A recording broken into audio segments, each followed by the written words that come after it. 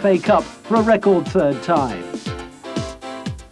They faced a young Crystal Palace team masterminded by Steve Coppell, that United old boy and close friend of Alex Ferguson.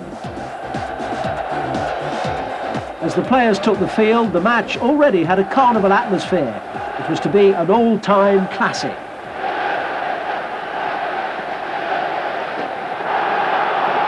And so the first FA Cup final of the 1990s is about to get underway. Palace start the game.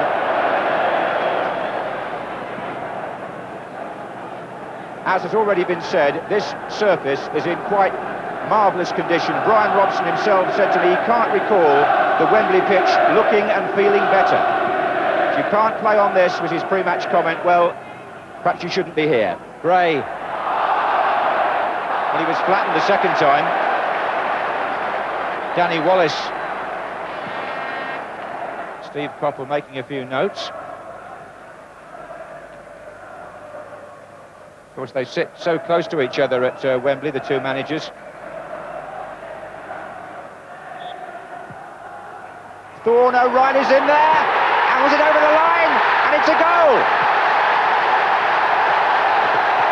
Gary O'Reilly, after 19 minutes, it was in the net before Steve Bruce could get his foot to it. And Crystal Palace, the underdogs, have taken the lead in precisely the way many people expected. The free kick, I think it was bent in by Barber there. Whether that came off Pallister's head as well, I'm not quite sure. O'Reilly's taken the congratulations. It was bent in by Gray. And was that Pallister or O'Reilly? Anyway, Bruce couldn't keep it out, and Palace are in front. Wallace, good ball in. Hughes is there, McClair. And I think that hit a Palace player last. That's a corner.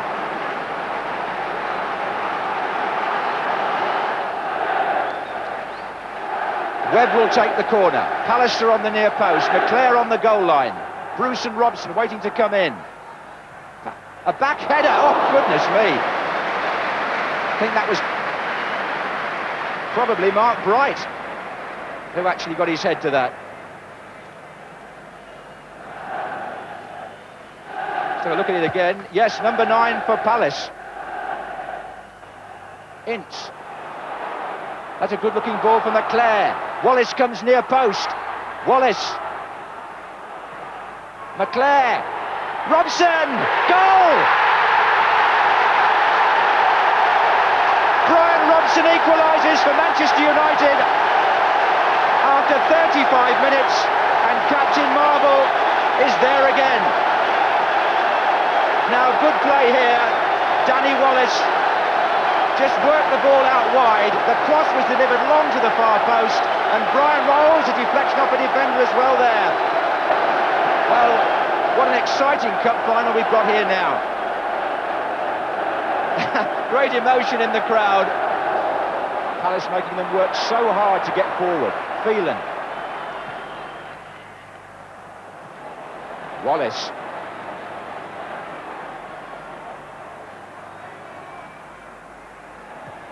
Ince. Solako having another good game at left back, which was something of an unfamiliar position to him at the beginning of the season. And Paul Ince was the player who stopped there.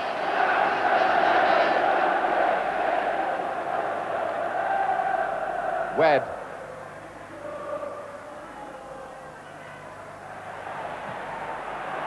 Palace dwelling. Wallace. A ricochet. Hughes! 2-1 to Manchester United. And a devastating finish by Mark Hughes. And I have to say the Palace defence were pussyfooting around a bit there, really. They had their chance to clear. Thorne didn't do so. And when it came to Hughes' left foot, that was a deadly goal scorer's instinct. Wallace. Webb back to Wallace, and there goes Robson, onside. Hughes coming in from the far post, but it's Brian Robson, and a good challenge by Alan Pardew, forcing Robson to shoot wide at the last. I would think that Bobby Robson up in the stand, Trevor, would be very pleased to see Brian Robson so active and so involved. Well, those sort of runs are the ones he's famous for, and that's that sort of run which got him his semi-final goal, wasn't it, against Oldham. But on that occasion, Alan Pardew did very well, worked back. He couldn't quite get in a tackle because it was in a dangerous situation, could have conceded a penalty, but just shouldered him off balance enough so as he couldn't hit a good shot. Now here's Wright, his first chance to show what he can do. And he's through. It's Wright. Oh, what an impact by the substitute. It's 2-2. And it's Ian Wright who has sent the Palace supporters into ecstasy. Yes, United weren't the only ones with a potential match winner on the bench. That superb strike from Ian Wright forced the match into extra time. Bobby Charlton and the other Manchester United directors will be more than a little concerned here about the outcome because, as I said earlier on, the club is going through something of a turbulent time at board level as well.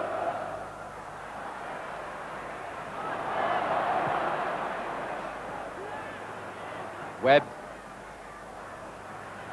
O'Reilly, Salako, who's playing further forward now that Shaw is in an orthodox left-back position here. In fact, Salako is playing wide on the left in Barber's old position. Phelan is challenging him. Right! Goal! It's Ian Wright again! Palace are in front at 3-2.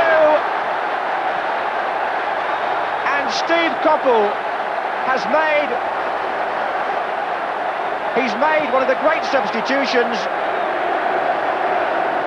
We're coming up to the halfway point in the extra period. This is Ince for Manchester United. And the whistle goes. There's still 15 minutes more. Wembley bathed in sunshine now. Palace leading 3-2. Robson.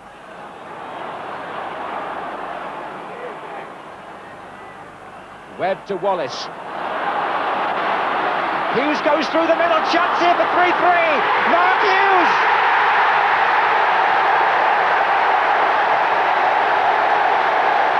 He scores his second of the game, and Manchester United have saved themselves.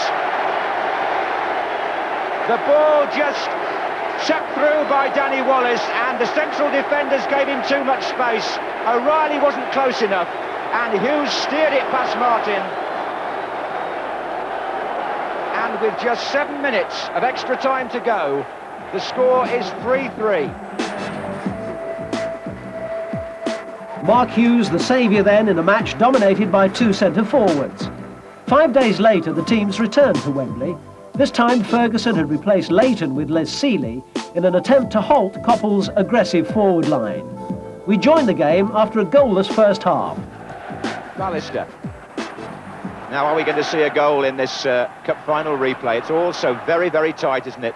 There's never been a 0-0 in a Wembley FA Cup final, up to now. Here's Gray, Brian Robson bustling in, then Lee Martin, and Gray appeals to the referee. He's angry now. In fact, it's all a bit tense, isn't it, Trevor? Well, he got the free kick. I'm not sure what he was complaining about there. Ince having to hurdle another tackle. And now McClare. He's into the centre much more in the second half. You know, he's moved in from the right-hand side, Brian McClare, and he's having some good play and some good touches. This is Wallace. Webb. Lee Martin from left-back, an inspired run on the far side. A chance here, and a goal!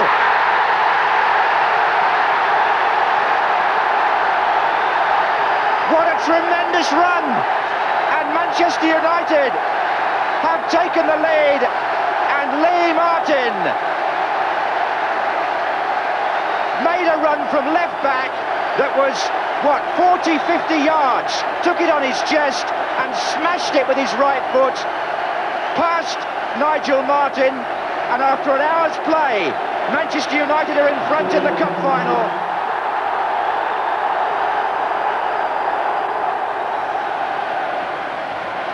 Well, here's the lad who made the difference when he came on in the first game, and it's going to be a similar substitution. Barber off and Ian Wright on. Can he do the trick again for Crystal Palace? Well, I wonder whether the two England players in midfield can keep their grip on this match. Webb with the throw, Robson making the run. They're very involved. You can see them there, look. Flags up. Yes, Brian Robson was fouled. He's right in the thick of it, as always.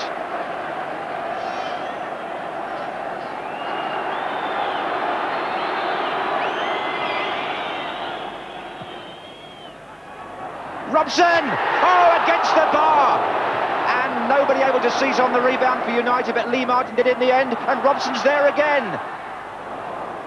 Well, this is the free kick taken by Neil Webb, one England player. We were just mentioning the pair of them a moment ago. Here's Robson, who wins it really well, and the goalkeeper, well, he was a spectator, Nigel Martin, because the header was so good, but it came back off the bar. Celebration has started up there. He still knows so much about the game that he won't take it for granted yet, Sir Matt.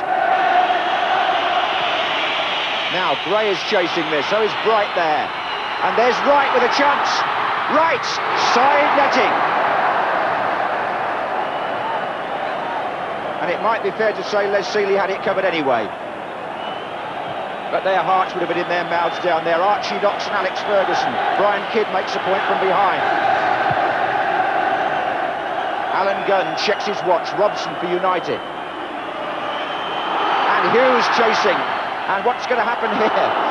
Well, he's running to the goalkeeper. We've played a minute of stoppage time already. The referee says to Mark Hughes, calm down. Flag up on the far side. Offside. It isn't the final whistle. It's an offside.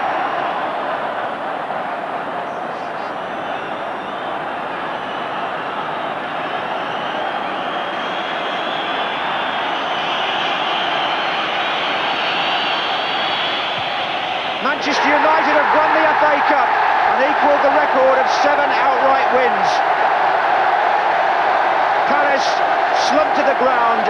Manchester United celebrate Alex Ferguson's first major trophy at Old Trafford.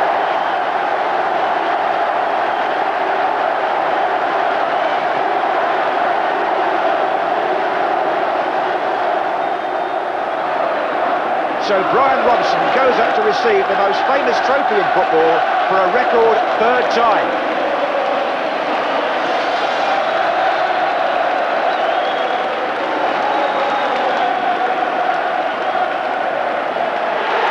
Manchester United equal the record of Aston Villa and Tottenham Hotspur. They win the FA Cup for the 7th time. It had been one of the longest and most nerve-wracking campaigns of all time. The following year, Spurs were to beat that record of FA Cup wins, but victory over Palace had given Manchester United the flagship role in England's return to European soccer. 2 goals from Mark Hughes demolished Barcelona in Rotterdam, and 23 years after becoming the first English club to win the European Cup, United lifted the Cup Winners' Cup.